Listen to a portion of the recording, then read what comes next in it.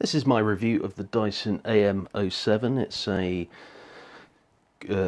tower fan thing. It's bladeless. There are no blades. My hand has not been chopped off by putting my hand in there. It's safe. It's legal. It's Dyson.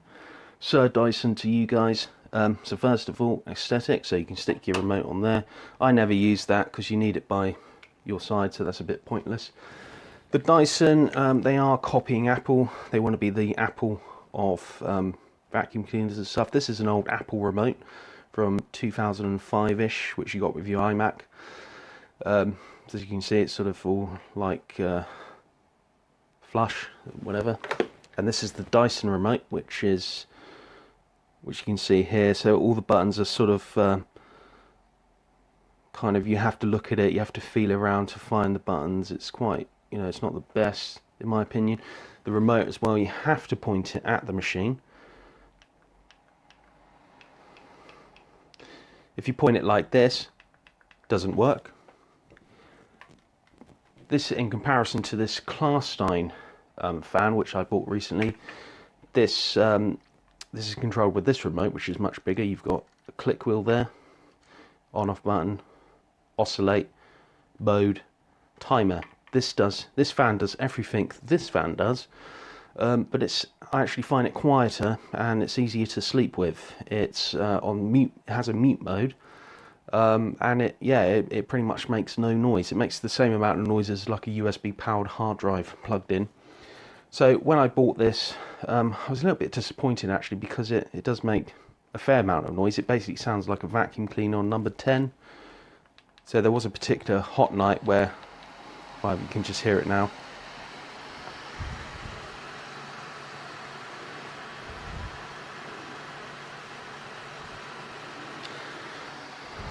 So hopefully you can see. So this is on number 10, 9,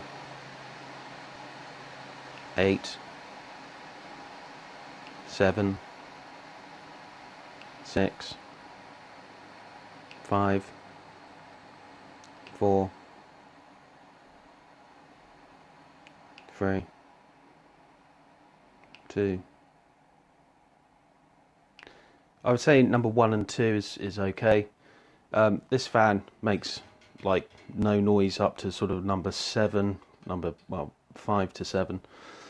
I've not been able to sleep with this Dyson in the same room, whereas with this I have been able to sleep with it. So the annoying thing is, like Apple, they've got one button on the front and one button only. It's just the power button. You need the actual remote. So if you lose this remote, it's 27 quid for a replacement. You can turn it on and change the speed on that, and that's it. You can't oscillate. With this one, which costs about 90 quid, you've got everything that's on the remote apart from the sleep timer. You've got oscillate, power, speed settings and mode button. So you've got pretty much everything, so you don't really need the remote for that one, but you really need the remote for this one. So this is the oscillate button with the arrows there.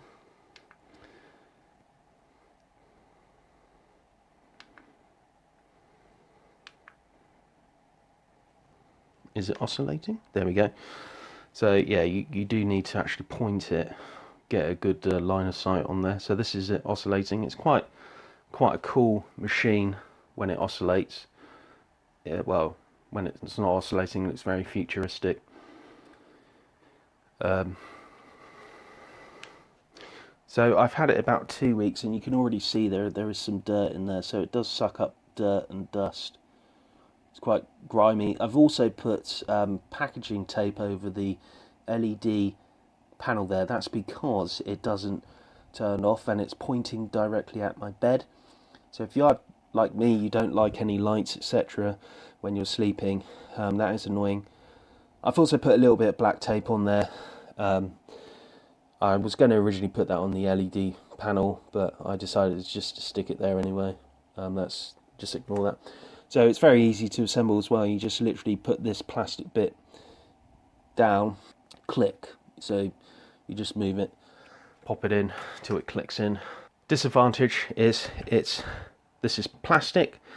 Everything's plastic. It is really wobbly. So if you do, although it's safe for children your children's hands won't be chopped off when they stick their hands in there. They may knock it over because it's quite lightweight. Whereas with this one, as long as this one is actually locked with a Phillips screwdriver. So as long as your child doesn't get a Phillips screwdriver, or I don't know, smashes it up with a hammer, then they should be safe. I mean, I can't get my hands in there. I'm pretty sure your kids' fingers won't get in there. And also with this one, the base is really heavy. I mean, this is not going anywhere. It is sort of obviously moving around, but the base is really heavy. Whereas with this one, it's, you know, very lightweight. The advantage with the Dyson, one of the advantages, is that the footprint is quite small. It's 18 centimeters. This one takes up 40 centimeters. So it's sort of a bigger unit, but it doesn't make any noise, more or less, in silent mode. So you can actually sleep with this on, whereas with this one I can't. There is just a constant white noise background. So overall, I would probably just actually get this. Get a expensive pedestal fan versus a very expensive vacuum cleaner on blow. The cooling part of the marketing thing, it's just a normal fan. It does nothing for cooling. It's just a cooling fan. It's just literally a fan blowing air on your face. So I wouldn't say it's a big deal really. So I was actually going to get the purifying unit because I do have a fair amount of dust in this room, but I think the war on dust, you know, no one's going to win that, and it is 500 quid, whereas with this it's 90 quid, and it's a really good pedestal fan that does everything this fan does. So I would say get this one.